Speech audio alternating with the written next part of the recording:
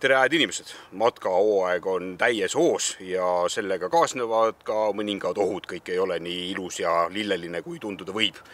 Kui lähed ühepäevasele matkale, siis on võib-olla mõistetav, et ei võtagi mingid plaastreid või esmaabivahendeid kaasa, aga mitmepäevasele ja ööbimistega matkale minnes tasub siiski midagi panna endale kotti, sellepärast et kunagi ei tea, kukud kuhugi auku, jääd mingisuguse põõsa külge kinni, lööd varba ära, nii et head kaunid küüned kõik maha murduvad või mine tea, tee peal võib juhtuda igasuguseid asju. Sina oled skautidega seotud. Sina oled väga õige inimene, kelle käest küsida igasuguse esmaabi ja kaasa võetavate vajalike asjade kohta. Kui palju teil endal oma skautluse käigus läheb vaja kõikvõimalikke esmaabivahendeid ja kellegi aitamist ja tohterdamist? No kindlasti erinevaid villiplaastreid on vaja ja lihtsamaid näiteks plaastrid ka. Samuti puugid on hästi tavalised asjad, et isegi ma kannan linnas kaasas igaks juhuks, et iial või teada. Nii et iga juhtub, aga need on väiksemad asjad, et kiirabiga pole väga vaja olnud kedagi transportida, nii et selles mõttes on hästi läinud. Kas esmaabi teadmised on pigem välja mõeldud selliseks hirmutamiseks, et igal ühel kindlasti midagi kaasas oleks, või on see ikkagi pigem selline tark teadmine, mida on mõistlik endaga kaasas kanda? Ma arvan pigem see teine vastus, et igaüks võiks teada, sellepärast et iiale või teada, et mis võib juhtuda, et nagu on ka vanasõna, et õnnetus ei hüüa tulles, siis kas või linnapildis võib tekkida mingi väga raske olukord, kus on vaja kiiresti reageerida. No aga hakkame siis siin kotis sobrama, vaata, mis karul kõhus on. Mis võiks olla siis 5 kõige olulisemat asja, mis peaks kindlasti kaasas olema? Siis puugipintsetid või siis selline hästi äge lasso. Siis mina kasutan ka kindlasti vesivilliplaastrid, sest et iiale või teada, et millal võib vesivill tekkida. Samuti erinevaid sorte plaastreid, neid väiksemaid, nagu selliseid ringikujulisi, ja samuti ka veits suuremaid. Lisaks sellele ka haavapuhastuslapp, et puhastada ära selle erinevatest pisikutest ja bakteritest ning loomulikult ka siis desovahend. See on hästi nagu mõnus väike, et kindlasti ma arvan, et igale matkalisele võiks see sobida. Ja see on siis need 5 kõige olulisemat asja, mis igal juhul peaks endale kotti toppima. Ja ülejäänud asjad on siis juba sellised, et vastavalt maitsele või vastavalt olukorrale? Vastavalt olukorrale, et kas minna suvel või siis talvel matkama ja siis kas Eestisse või kuhugi välisriiki. Ja need on mul siis aja jooksul kogunenud, et pidavalt olen vaadanud, et selline mõnus väike puhver, et kui peaks midagi juhtuma, siis saab kiiresti mure ära lahendatud. Mina enda baasilt nüüd paralleeli tõmmates, siis mul on igaks juhuks alati kaasas ka need allergiatabletid, et väiksest peast, kui mesilane nõelas, siis ma ikkagi läksin mõnusalt paiste ja nüüd ei ole jälle pikka aega kogemust olnud, aga igaks juhuks on olemas, sellepärast, et mine tea. See on tegelikult väga hea, et sa ütlesid, sellepärast igal inimesel on vaja erinevat sellist esmaabikotti, sõltubki, et kas on allergiat, kas on mingid ravimid tähtsad vajalikud, et kindlasti oleks see ka tähtis, et oskab matkakotis. Aga mina kasutan veel igaks juhuks, mis mul siin on selline... Liimi. See pole päris liim, see on selline põletus haava jaoks, et kui tekib, siis see on hästi mõnus. Et öeldakse, et aaloe aitab, aga tegelikult see nii ei ole. Et on vaja kindlat salvi kaasa, et see aaloe just... Ja siis võtsid igaks juhuks sinepit? Tundub küll nagu sinep, aga tegelikult see on ka üks valu leevendamiseks. Samuti on mul siin olemas sporditeip, hästi mõnus, et kui on vaja midagi teipida kiiresti, saab ka näiteks sidemeid sellega panna kinni. See on nüüd plaaster või see on nüüd puhastamise vahend? Need on puhastamise vahendid. Eks need on sellised antiseptilised.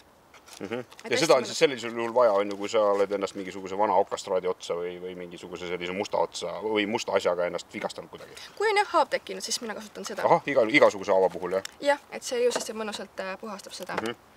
Siis on mul veel olemas siin väike rullsidet, et saab seda kas siis näiteks, seda võib kasutada ka kaalaräti asemel, et saab niimoodi siduda asju.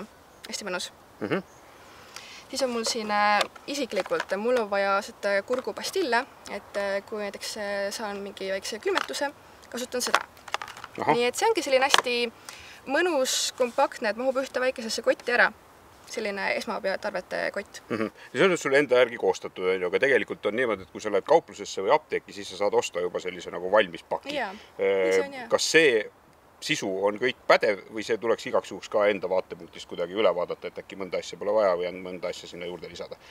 Ma arvan, et kõige lihtsam on arvestada endaga, et kas, nagu ma mainisin varem, et kas sul on allergiaid, mingisuguseid kindlat ravimeid väga kindlasti või on lihtsalt meeldib kaasas kanda meelerahuks midagi spetsiifilist. Nii et ma ütlen seda, et see poes valmis tehtud komplekt on hea, aga sõltub jällegi, kuhu sa matkama lähed ja kes sa oled ja mis sulle meeldib. Et mägedes on võib-olla vaja sellist termokile või siis talvel ka, et vajalik kindlasti. Sõltub jällegi asukohast, et kuhu sa lähed, mis sa tegema lähed.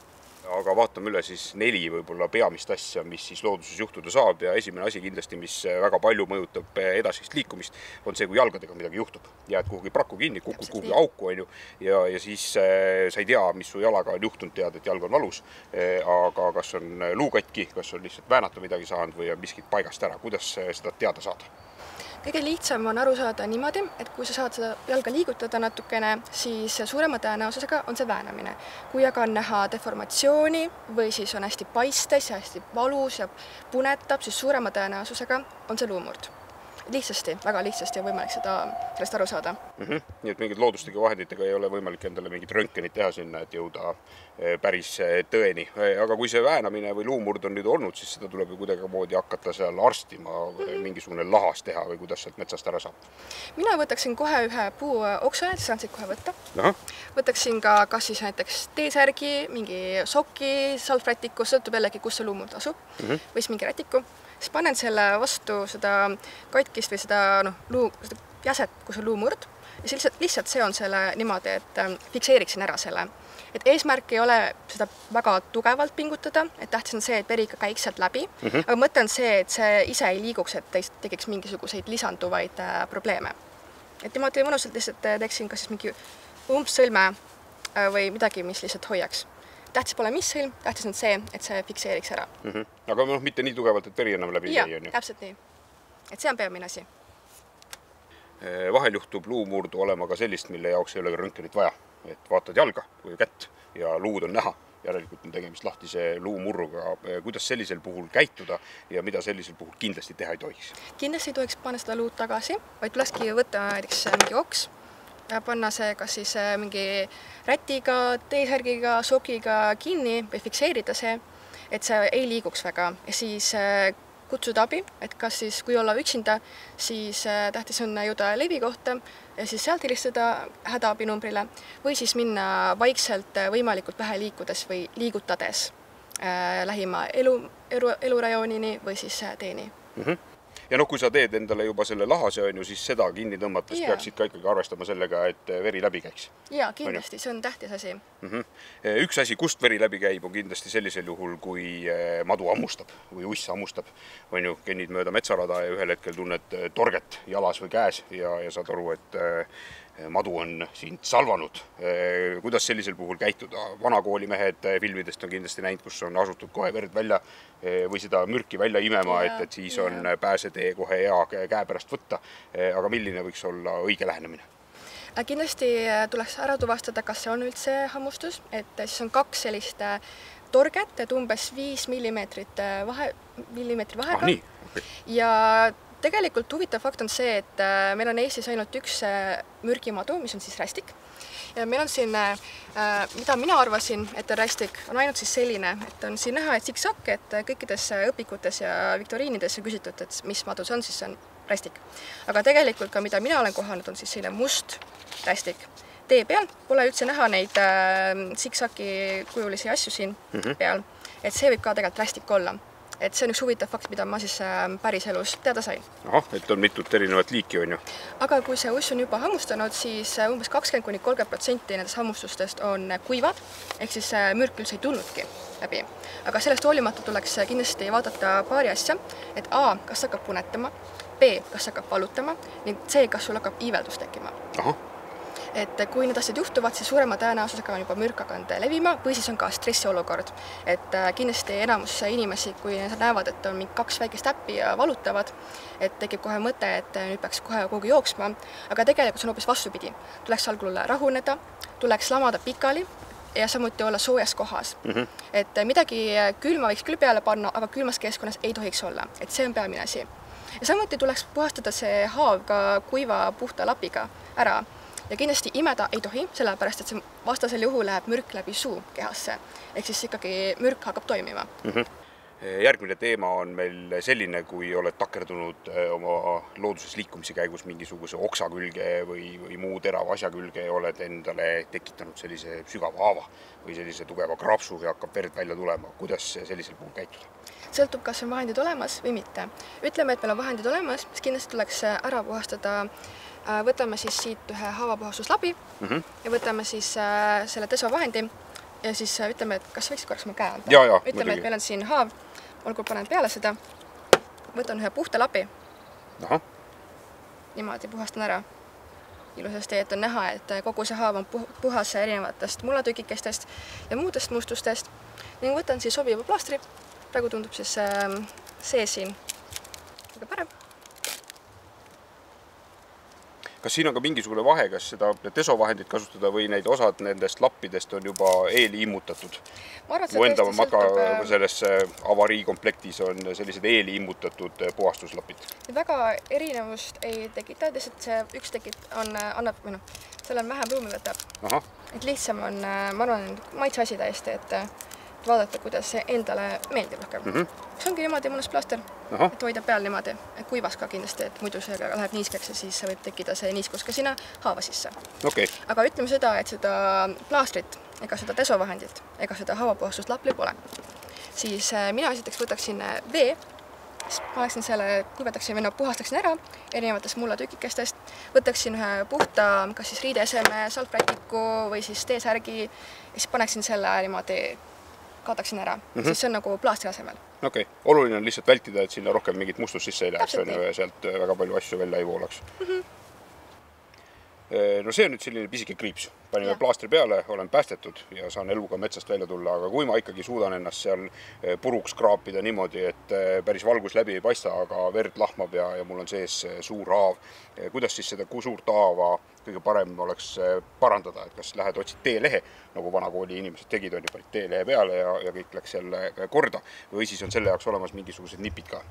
Kindlasti on olemas siin heaks abiks üks side ja mina kasutan jällegi kaadaratti, mis meil skautidel on. See tundub mingi väga universaalne asi olevat, et sellega saab kõik asjad ära teha. Kõik asju, et isegi kui luumurd on, saab fikseerida seda. Nii et võtamegi, siin eesmärk on teha rõhksideme, ehk siis, et võimalikult palju rõhkud läks ühte kohta.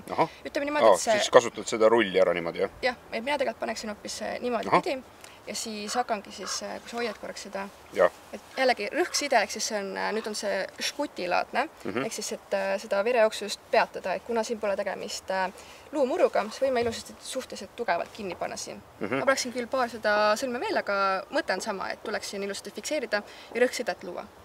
Ja see jäme osa nii-öelda sellel sidemel on siis kannab seda rolli, et lihtsalt surub selle haava peale, surub seda haava kinni, on ju. Sest kui paned mingi 1 või 2 kihti, siis lihtsalt veri tuleb sealt läbi ja ta läheb niiskeks ja ongi kogu lugu, on ju. Et kui sidet pole või sellist, mida rõhuna saaks kasutada, siis kindlasti sokk äkki aitaks või mingisugune väiksem taskurätid võivad ka aidata tegelikult, et just rõhuna ja siis saaks kasutada kas siis mingisugust teist sokki või siis teesärki just selle, ütleme selle ümbrise tegemiseks, et siis on nagu mõnus, kui saaks sokk. Järgmine suur teema on põletused. Eks me ole kõik sellega kokku puutunud, et on vaja lõkkest midagi päästa ja võtad näpuga kinni. Ja siis selgub, et ei olnud mõtet võtta näpuga kinni või siis põletad põletiga ära või ühesõnaga mingisugused erinevad variante on, kuidas endale tekitada metsas ikkagi selliseid erinevaid põletushaavasid. Kuidas nende puhul toimetada? Kindlasti esimese asjana tuleks panna see jäse, mis sai põletada külma või sooja või leigesse vette, et kusagil 20 kraadi, et mitte just külmesi, nagu öeldakse meile, sest et kui juba on tekkinud, ütleme, siia kuumakahjustus, siis võib tekkida ka külmakahjustus külma vee panemisel. Ja seda tuleks panna siis leigesse vette umbes 20 kraadi, 10-15 minutit sõltuvalt, kui kaua see valu kestab, ehk siis kui valu läheb ära, võib ju ära võtta selle, aga tulekski just koheselt panna see jahutava vee kätte. Ja siinkohal tuleks ka kindlasti meeles pidada, et aloe ja erinevad õlid ja salvid pigem ei soovitaks, kuna need just panevad selle haava kinni ja siis see kuumus koguneb sinna ja või siis ei aita sellel paraneda haaval. Ehk siis siin on, miks ma kaasas kannan sellist mõnusat nahakahjustuse ravi, on siis selline hästi niisutav, et see aitab ka kiirendada seda põletushaava ravi. Siin on ka üks teine variant olemas, et hästi mõnus, et siin on tasku, nagu sobib hästi taskusse, siin on veits suurem, aga mõlemad toimivad. Kui need ei ole kaasas, kas on loodus pakub mingisugused võimalusi, lähed rabalaukasse, istud seal senikaua, kuni hea hakkab või määrid ennast mingisuguste ravitaimedega kokku ja siis oled hommikul uus? Mina pigem sellele ei panustaks, et pigem jällegi siin vesi, et kasta see siis vette või hoida vee sees. Et mingisugust, nagu ma ütlesin, mingit õli väga määrida ei tohiks sinna. Just takistab selle kuumuse ära minemist. Ja järgmine teema tuleneb nüüd tegelikult suuresti ikkagi sellest, et me elame Eestis ja meil on iga päev erinev ilm. Ja erinevates Eesti otsades on erinev ilm ja iga 20 kilomeetri tagant on ka mingil põhjusel erinev ilm. Ühe koha peal on nii palju päikest, et saad päikese piste ja teisel koha peal sajab nii kaua, et metsast välja tuled on juba lõpused kasvama hakanud. Kuidas moodi toimetada sellistel juhtudel või ära tuvastada sellist juhtudel, et inimesel on näiteks kuumarabandus või kas Eestis saab toimuda alajahtumist, kui sa suvel matkad? Kindlasti saab, et see sõltub täiesti ilmast, et kui hästi vihmane ilm, kui on näiteks alkoholimürgitus toimunud või siis on liiga kaua ühe koha peal olnud, siis kindlasti võib alajuhtumist tekkida ka suvel. Et selleks soovitan kaasas kanda sellist termokile, et saab või siis vihmakile, et see on lihtsam, et siis panna peale, et saab sellist alajahtumist vältida. Et selle sümptomid on see, et tunnete hästi sellist karget külma, kui nii võib öelda, et tekib kohe hästi kiiresti see külm.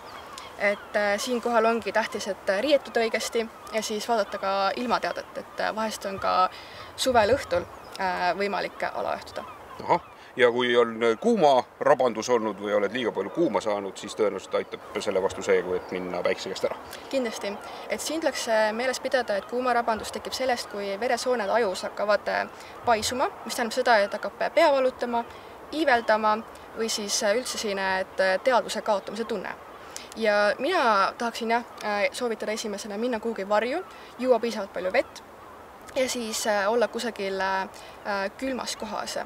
Et ma võin ka omast kogemusest öelda, et kuumarabandust võib ka näiteks isu ära viia. Et kui siin ma tahtsin rääkida ühte lugu Koreas, et kus oligi niimoodi, et see kuumarabanduse teke toimus mitme päeva või hästi pikalt, mingisugune 6 tunni jooksul. Ja oligi tunda, et kuidas mul isu kadus ära, ma tundsin ennast hästi nõrgana, aga ma ei tahtnud üldse süüa midagi. Nii et see võib vahest väga selline ootamatu olla hästi salakaval. Nii et iiale või teada, et mis see kuumarabandus võib tekitada. Nii et kui oled sõpradega matkal, siis igaks juhuks hoia silma peal, et kui hakkab imelikult käituma või kuidagi kraavi vajuma tee pealt ära, et siis on tõenäoliselt midagi viga. Ja siia lõpetuseks ma ikkagi tahaks ära küsida nüüd sellise hästi olulise asjaga, mind ennast väga puudutava asja, et kui sa oled endal jalad ikkagi käinud villi ja tekkinud need kõikvõimalikud vesivillid, siis seal on tõenäoliselt 2 koolkonda. Ühed ütlevad, et lõhki ja plaaster peale ja teised ütlevad, et las olla nii nagu on, ise ravib ennast ja paned siis plaastri peale, milline on õige lähenemine ja kas sinna üldse plaastrit peale panna või kuidas selle villiga kõige paremini toime saada. Skaudid ja arstid soovitavad pigem mitte lõhkuda, et kui juba on lõhutud, siis tuleks kindlasti lasta kuivada ja tuleks puhastada ära ja siis tuleks panna siis selline spetsiaalne plaaster, mis on siis villiplaaster. Kui see pole lõhutud, see vill, siis panna see kohe peale.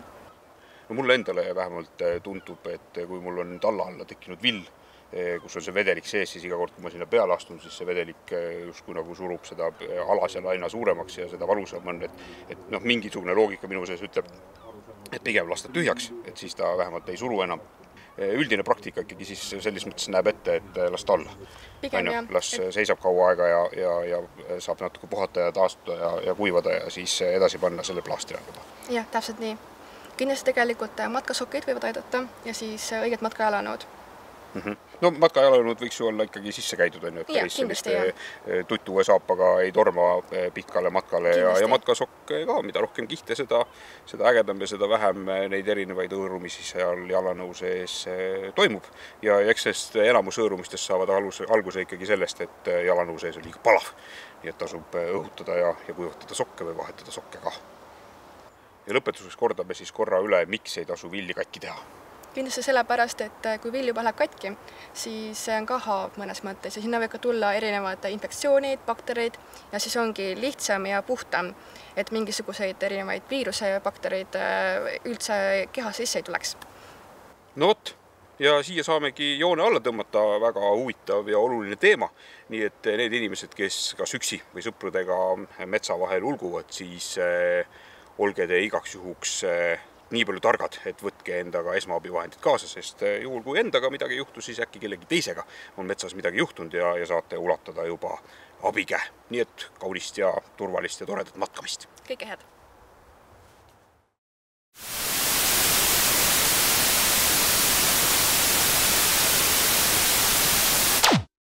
You